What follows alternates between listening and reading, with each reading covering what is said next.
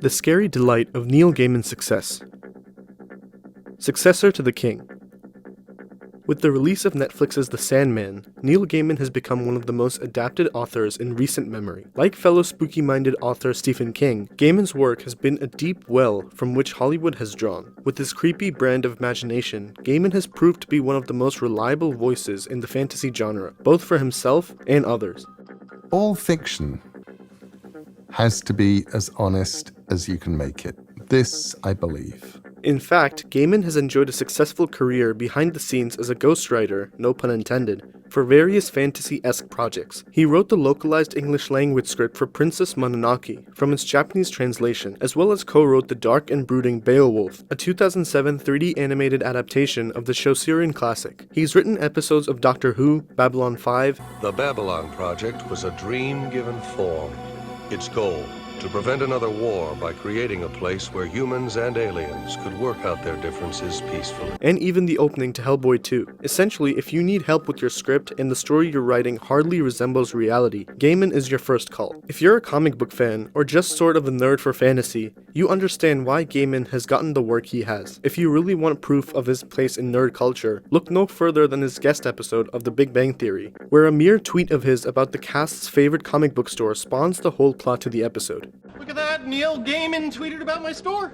What'd he say?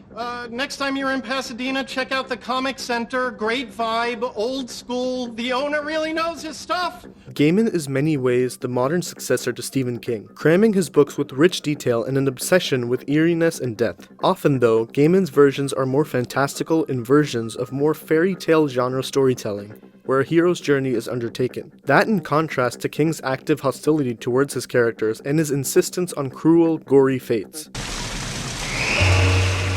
Aren't you going to say hello?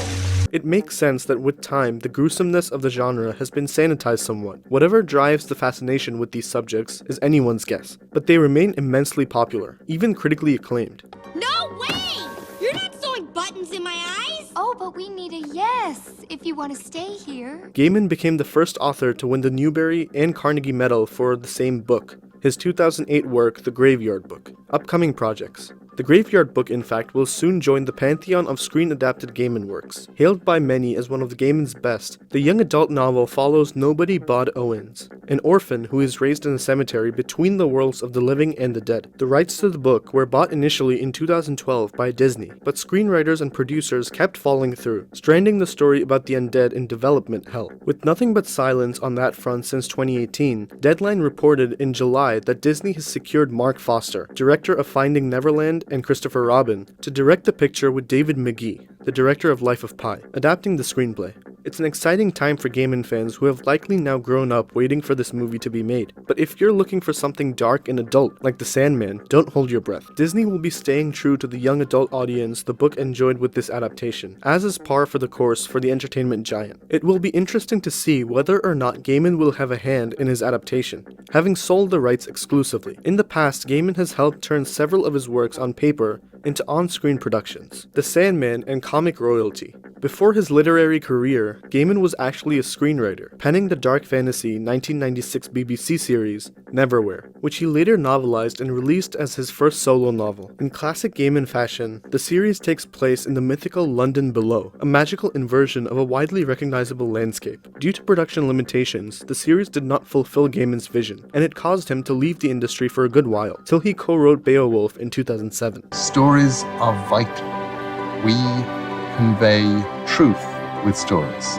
That is the magic of fiction. In the meantime though, some of his most famous works had been adapted to the silver screen, with varying roles of involvement in the projects. The same year, 2007, Gaiman's novel Stardust was adapted with big names attached. Robert De Niro,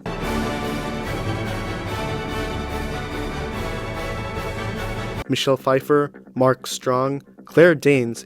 You know when I said I knew little about love? that wasn't true. And Charlie Cox, and directed by future Kingsman director Matthew Vaughn. Though it flew under the radar upon its release, it's since been warmed to as a fan favorite, as a more fantastical version of The Princess Bride. In 2009 came Coraline, a creepy stop-motion children's film directed by Nightmare Before Christmas director Henry Selick, based on Gaiman's novella of the same name. In 2017, American Gods, Gaiman's most popular work of literature, got its own series on Starz, where Gaiman was noticeably less involved. The series suffered due to a lot of behind-the-scenes upheaval, like the firing of one of its leads, and ultimately could not live up to its inspiration. Next, though, came the 2019 hit show Good Omens. You are a demon. We're hereditary enemies.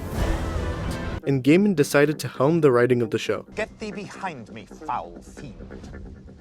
After you. Based on his own 1990s novel with Sir Terry Pratchett. So successful was the show, where the birth of the son of Satan portends the end times, that its strange and dark humor has been renewed for a second season at Amazon Prime. The Gaiman touch on the series attracted a number of big names: Benedict Cumberbatch, Frances McDormand, David Tennant, which helped make it a critically acclaimed series apart from its nerdy fanfare. For all the nerdy fanfare, Gaiman has secured his spot in geek culture too, with great success in his comic writing that has paralleled his literary career. In fact, it's where Gaiman first learned to write. The Sandman came in 1989, when Gaiman, who was working for DC Comics, was tasked with reinventing an old character. Not only did he put a fresh spin on the character, he created a whole other universe that took on legs of its own. The series eclipsed long-standing DC benchmark for sales, including for iconic characters like Batman and Superman, and launched a number of spin-offs which would eventually constitute their own series. Of course, The Sandman has become a Netflix hit after gestating for decades waiting for the right helmsman of the project. But even before the series could attain the type of funding the immersive series warranted, lesser spin-offs of Gaiman's comic universe had already been realized. The popular show Lucifer had already enjoyed a successful commercial and critical run on Fox and later Netflix, having been inspired by the Sandman comic universe of Gaiman's creation. Moreover, Death, another character from the universe, got her own showcasing in a DC animated show in 2019. Due to his versatility, Gaiman's success has been underappreciated, but it's actually due to his willingness to explore different mediums that has made his career so storied. The Graveyard Book is already on its way, but it's only a matter of time till Hollywood reaches its pail back into the well of Gaiman's cavernous imagination. His 2013 book, The Ocean at the End of the Lane, won the National Book Award, and his retelling of Norse mythology, named simply Norse Mythology, has been well received. What's next?